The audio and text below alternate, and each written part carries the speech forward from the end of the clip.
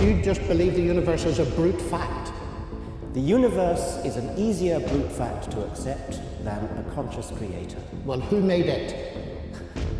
It's you who insists on asking that question. No, you asked me who made the creator. The universe created you, Richard. Who made it then? You mentioned miracles. The thing that is central for me is the fact that what you call petty, and I feel is vastly significant, because it's touching on something that affects every human being, the question of death. Now, if Jesus really literally rose from the dead as a matter of history, that makes an enormous difference to our view of the world. And so far from being petty, if this is God speaking to us, then I want to take it extremely seriously. Why do you think it's so petty? Well, of course it makes a huge difference if it's true. But yes, exactly. But you've suddenly leapt from sophisticated discussions of the origin of the universe, where one can have a proper discussion about whether some sort of cosmic intelligence could have set forth the laws of physics. And you suddenly jump to a man who lived 2,000 years ago, was born of a virgin, rose again from the dead. Well, I only did that because you mentioned it first at the beginning. I think that's petty. By comparison with the grandeur of the universe. I mean, to put my point again, do you really think that the creator of this magnificent edifice of the universe, the expanding universe, the galaxies, he really couldn't think of a better way to get rid of the sins on this one little speck of dust than to have himself tortured? He's the one who's doing the forgiving after all. Couldn't he just have forgiven? Because this is a moral universe, Richard, and just forgiving doesn't make sense. I mean, he has to kill himself in order to... He doesn't kill himself. Or get himself killed, tortured. God sends his Son into the world to provide forgiveness and to provide a basis on which he can justly bring forgiveness to me. Now, he has to get himself killed in order to do that. Well, half a minute. We need to step back from this a little bit because it's actually a highly relevant topic. In your world, where is justice to be found? Well, justice is a human construct of great importance in human affairs, and it's something that most of us have a sense of, which I think probably can be given some sort of Darwinian explanation, but I don't see where you're taking this. Well, my question is there any ultimate justice? You see, you say this is petty. I'm saying I find myself in a world which is a broken world. I find myself in a world where there's massive injustice, where many people won't get it. We're so privileged. We live in Oxford and so on. We've got enough money to live on, etc., etc. But if there is no God, then there's no ultimate justice. And one of the things that the resurrection transforms for me from pettiness right into center stage is, if this is true, then there's real hope that there'll be a rational evaluation and fair justice at the end of the world. But atheism doesn't give you that. Okay, suppose there is no hope, suppose there is no justice, suppose there's nothing but misery and darkness and bleakness, suppose there is nothing that we would wish for, nothing that we would hope for. Too bad. That doesn't make it true just because God would make us feel good. Well, of course it doesn't. Well, then why do you bring that argument up? Because I believe that there is evidence that it is true. I don't believe in the resurrection just like that, because faith is based on evidence. I've changed your ground again. What you said before was that there is no hope without God. And it sounded well, that's true. That's absolutely true, okay. And you just admitted it. I haven't admitted it. I said, if that's true, yes. So what? I didn't say it was true. But anyway, but therefore if that's the question true, so to be decided then is there a God, and has he revealed himself? And that's where, again, I think this pettiness needs to be pushed aside, because I can't get to know you as a person. You're not just a scientific object. I could look at you through a telescope or a magnifying glass. I could even dissect you and so on and so forth. But because you are a person, I cannot get to know you unless you're prepared to reveal yourself to me. So the fact that the claim of Christ to be the truth, to be God incarnate, that makes perfect sense to me, because if there is a God who invented this wonderful, marvelous universe with all its science and all the rest, then he has taken the initiative in getting to know us and revealing himself to us. And he's revealed himself to us at the level we can understand. We're persons, he's a person. That at least makes sense. So one of the very important questions to ask is that really true? Or is this simply myth and fantasy? Well, myth and fantasy for me. Yeah, well, do you know, that disturbs me for the following reason. Reading your book, The God Delusion, you say that it's under scholarly dispute among historians that Jesus actually existed. Now, I checked with the ancient historians. That is not so. And it disturbed me. History is not natural science. But what I don't understand is this, why you would write something like that.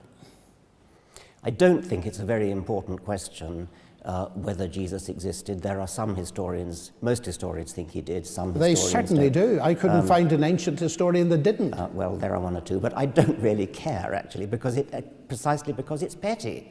I mean, if you could possibly persuade me that there was some kind of creative force in the universe, there was some kind of physical, mathematical genius who created everything, the expanding universe, devised quantum theory, relativity, and all that. You could possibly persuade me of that.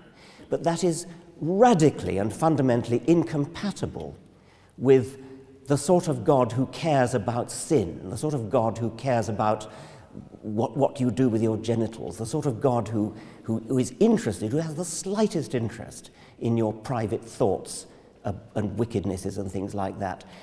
Surely you can see that a God who's grand enough to make the universe is not going to give a tuppenny cuss about what you're thinking about and your sins and things like that. So you think that morality is not important? Of course I don't think morality is not important. I'm Well, a human it being. sounds like you're saying it isn't important. I'm a human being, and I live in a society of human beings, and within a society of human beings, morality is, of course, important. But we are one of billions of planets on a huge scale, and a cosmic God who bothers about this kind of human scale is not the kind of God that is compatible with a scientific view of the universe. It's a medieval view. But do you think that size is the measure of importance? Incidentally, on a logarithmic scale, you're about halfway between the atom and the universe. So if God thinks in terms of logarithms, your point falls, I think. I mean, this is in a sense an emotional argument we've come into now. And I don't think so at all. If I were going to respect a God, it would be the kind of God the sort of God that Carl Sagan might have worshipped, not the sort of medieval God who fusses about sin, the obsession with sin and righteousness and sort of. I keep coming back to this word petty, and I stand by it. Well, it's an image of God that I find strange in a way. I gather from the BBC today that you're promoting some advert on London buses, which is going to say something like, there probably is no God, so don't worry and enjoy your life. Now, I was very interested in that. Why don't worry? Do you associate the idea of God with worrying? I fought for a better slogan than that. This was something that was devised by a woman on the Guardian, and she wanted to raise money from £5 here, £5 there to put this advertisement on the London buses. I offered to match donations, and I said I'd rather change the slogan from there probably is no God to there almost certainly is no God. And I didn't want to say don't worry and enjoy your life. I wanted to say something like live your life to the full. But it was too late to change it, and I'm since the money has been raised in the first day, something like £23,000 had already been raised, and she was only hoping for 5,500. I'm going to get some say in what the next slogan is, and it's not going to say what the present one does. But from where I sit, you see, the thing that my relationship with God is the very thing that stops the worry and gives me the fullness of life. And we're back to the pettiness, because if God is real and has revealed himself, then it's through a relationship with him that we really can enjoy a full life, science included. I find that so unconvincing. Yeah.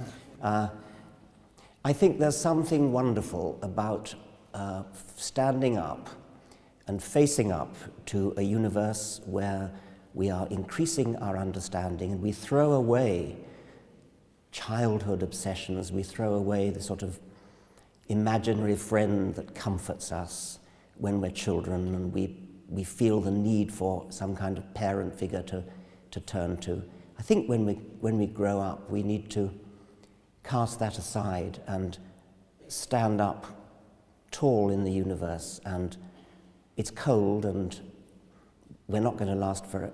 We're going to die, and we face up to that. And I think that's a nobler way of getting through life than to pin your hopes on childhood illusions. But that all rests on the assumption that there's no God and they're childhood delusions. Yes, well, we have But to I look at could the invert evidence. that. That's a typical Freudian explanation, but one's atheism could be exactly that. Yeah. A flight away from the reality that there is a God. So we're back to the question, inevitably. We need the evidence. We need the evidence. And what I'm suggesting to you is that we do have evidence. We have it in science, part of God's revelation. And I believe this building was probably dedicated to the glory of God. No, it wasn't actually. Wasn't it? No. Oh, right. Okay. Rather the reverse. Well, Oxford University, Yes. where we That's get going back a few centuries yes, there. Yeah. The Lord is my light and my illumination is the base of it. And there was that wholeness of life. And it seems to me that by truncating everything and putting it into the science basket, so to speak, that I get the impression that you're not taking history really seriously. Otherwise, you'd interact with it. And I'm trying to get to the basis of why that is so, because you regard what Jesus has done and who he is as petty. And I find the contrast between standing tall in a silent and cold universe with no hope, believing that your moral sense must ultimately be illusion. You're crying for justice because most people will never get it, because death ends everything. The contrast between that and enjoying the friendship, the personal friendship of God, and knowing that ultimate justice will be done, is immense.